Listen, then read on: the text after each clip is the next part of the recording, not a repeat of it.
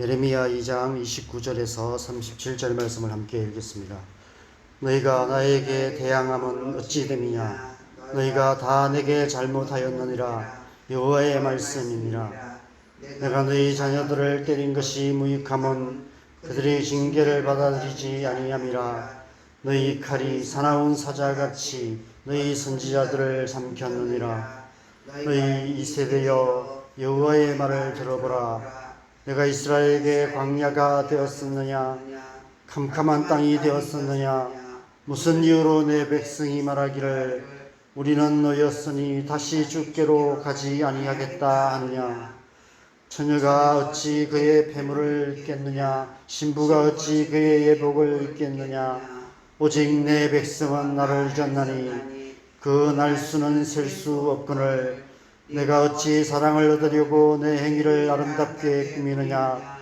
그러므로 내 행위를 악한 여자들에게까지 가르쳤으며 또 내 옷단에는 죄 없는 가난한 자를 죽인 피가 묻었나니 그들이 담구멍을 뚫었기 때문이 아니라 오직 이 모든 일 때문이니라. 그러나 너는 말하기를 나는 무죄하니 그의 진노가 참으로 내게서 떠났다 하거니와 보라 내 말이 나는 죄를 범하지 아니하였다 하였으므로 내가 너를 심판하리라.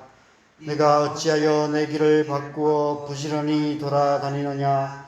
내가 술으로 말미암아 수치를 당함같이 또한 애굽으로 말미암아 수치를 당할 것이라. 내가 두 손으로 내 머리를 싸고 거기서도 나가리니 이는 내가 의지하는 자들을 나 여호와가 버렸으므로 내가 그들로 말미암아 형통하지 못할 것임이라. 아멘. 적반하장이라는 말이 있습니다.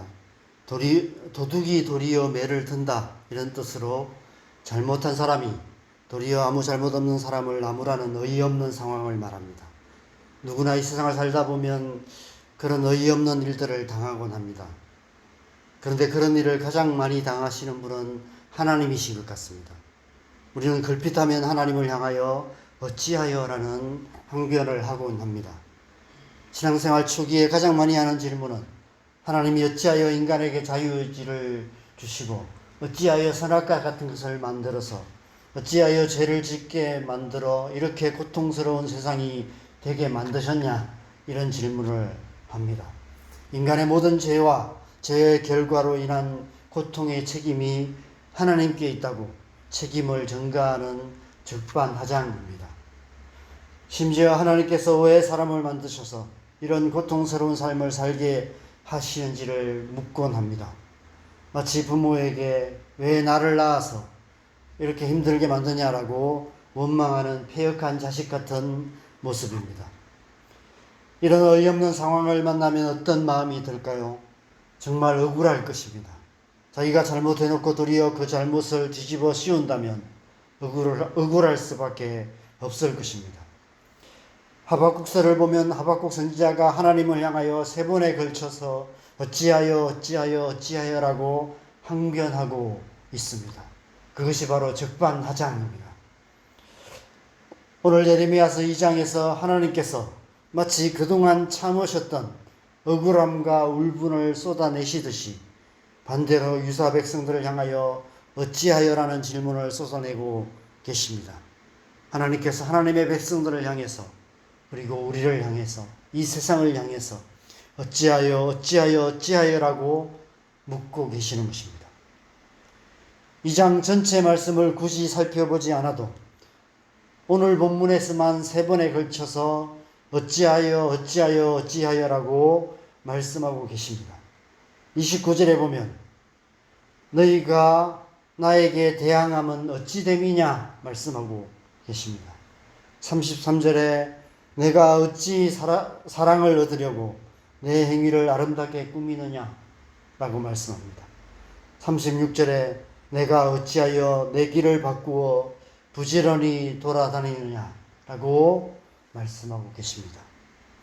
32절에도 2번 어찌라는 단어가 기록되어 있지만 원문에는 없습니다. 번역하면서 강조하기 위해서 삽입한 구절입니다.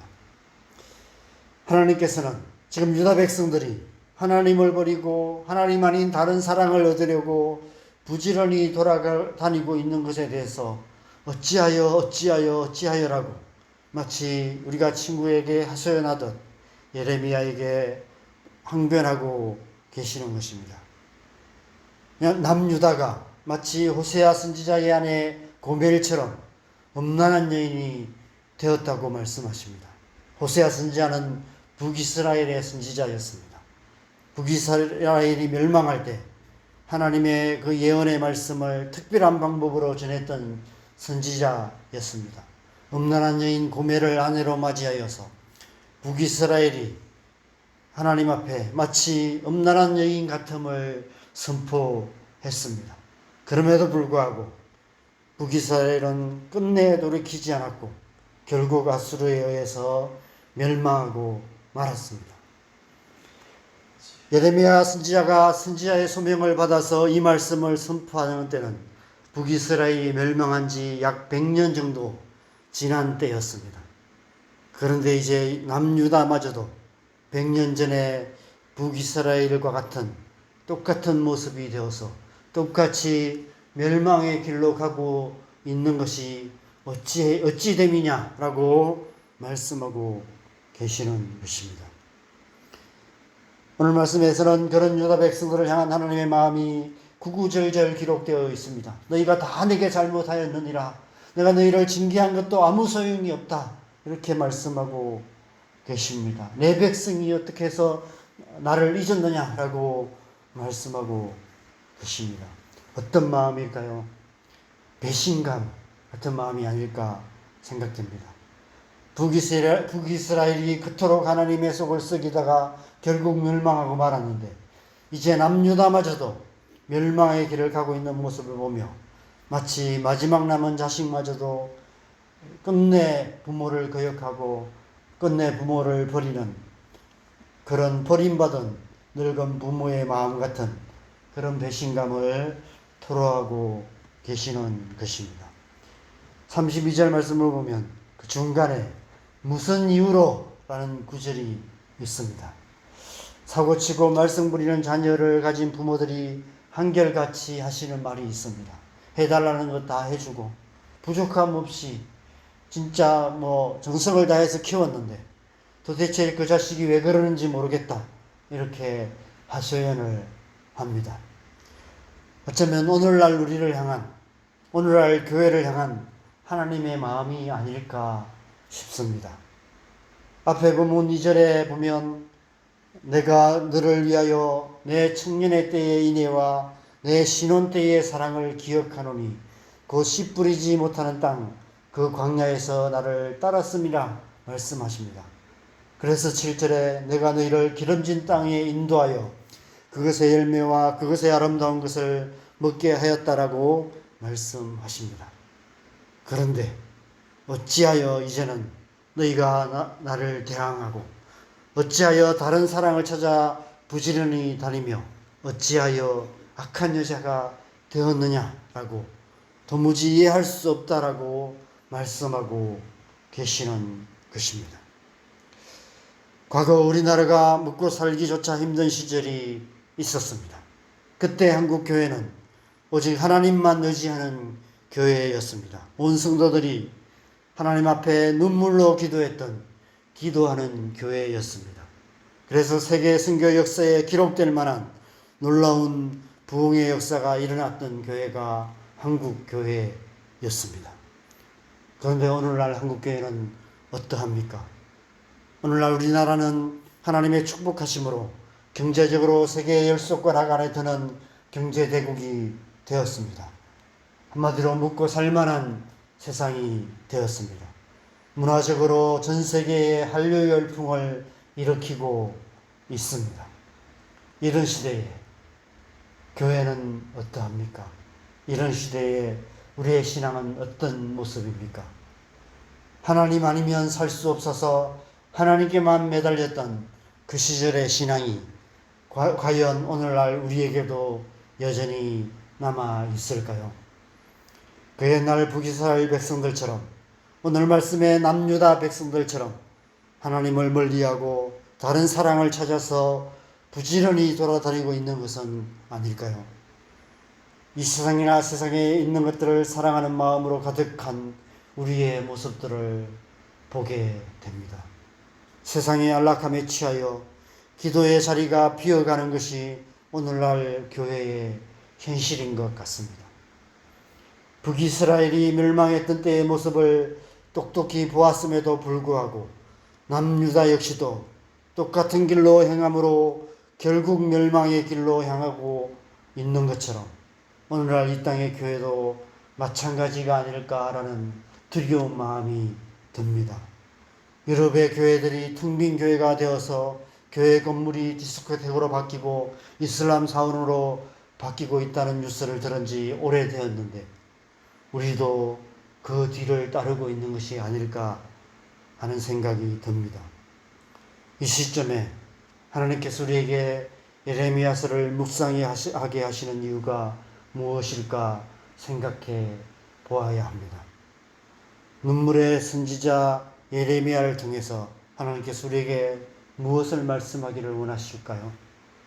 너와 내 자녀들을 위하여 울라 말씀하셨던 예수님의 말씀이 생각이 납니다. 지금은 우리가 우리 자신과 우리의 자녀들을 위해서 눈물로 기도해야 할 때입니다. 우리 교회를 위해서, 이 땅의 교회를 위해서, 이 나라와 이 민족을 위해서 눈물로 기도해야 할 때인 것 같습니다. 하나님 아니면 소망이 없기 때문입니다. 우리의 인생도, 우리의 자녀들의 인생도, 이 땅의 교회도, 이 나라와 이 민족도 하나님 아니면 소망이 없습니다. 시간이 갈수록 이 사실이 더 절박하게 느껴지는 것 같습니다. 저도 그렇고 우리 가족만 봐도 하나님 아니면 소망이 없습니다. 저 자신의 인생, 우리의 자녀들을 바라보고 우리 교회만 해도 하나님 아니면 소망이 없는 것 같습니다. 그래서 우리 안에 다시 오직 하나님만 바라고 오직 하나님만 의지하고 오직 하나님께만 소망을 두는 절박한 믿음이 회복되어야 될 때인 줄 믿습니다. 이 한 주간, 아니 예레미야서를 묵상하는 이 여름 시간이 그런 시간 되기를 간절히 바랍니다. 그 어느 때보다도 눈물로 기도하는 시간 되기를 바랍니다. 그래서 우리 안에 다시 소망을 주시고 다시 하나님께만 소망을 두고 다시 하나님만을 의지하는 절박한 믿음을 다시 한번 회복시켜 주셔서 다시 한번 우리로부터 하나님의 부흥이 일어나는 그런 은혜를 경험하는 귀한 시간 되기를 간절히 소망합니다. 그 소망을 품고 이 새벽에 하나님 앞에 나가 다시 한번 하나님의 은혜를 구하는 저와 여러분 되시기를 주님의 이름으로 간절히 축원합니다. 시간 우리 함께 기도하겠습니다. 먼저 우리 자신을 위해서 기도하십시다. 여러분 우리 자신만 봐도 옛날처럼 그렇게 절박하게 하나님 앞에 나아가지 않고 있는 우리의 모습들을 보게 되는 것 같습니다. 하나님 앞에 더 간절하게, 더 절박하게 눈물로 기도하며 나아가는 이 예레미야 선지자 같은 그런 기도가 먼저 우리로부터 회복되어야 될 줄 믿습니다. 우리의 가정을 위해서 기도하십시다. 우리의 자녀들을 위해서 기도할 때 정말 하나님 아니면 소망이 없습니다라고 하나님 앞에 좀 눈물로 기도하는 그런 기도가 회복되어야 될 줄 믿습니다. 우리 교회를 위해서 기도하십시다. 이 땅의 교회들을 위해서 눈물로 기도하십시다. 우리나라와 이 민족을 위해서 하나님 앞에 기도했으면 좋겠습니다. 하나님 아니면 소망이 없습니다. 점점 더 교회가 약해져 갖고 있고 이단들은 판을 치고 있는 그런 모습을 보게 됩니다. 정치적으로 경제적으로 여러 가지 위기들이 계속해서 닥치고 있습니다. 이러한 시대에 우리가 하나님 앞에 나가 더 간절하게 기도해야 될 때인 줄 믿습니다. 이 시간 하나님 앞에 우리의 삶을 다시 한번 올려드리면서 하나님 우리를 불쌍히 여겨주시고 이 나라와 이 민족을 불쌍히 여겨 주시옵소서. 하나님만이 우리의 소망입니다. 그렇게 간절히 기도하시고 자유롭게 기도하시다가 들어가시면 좋겠습니다. 함께 기도할 시간 갖겠습니다. 하나님 아버지, 이 아침에 우리가 주님의 은혜를 구하며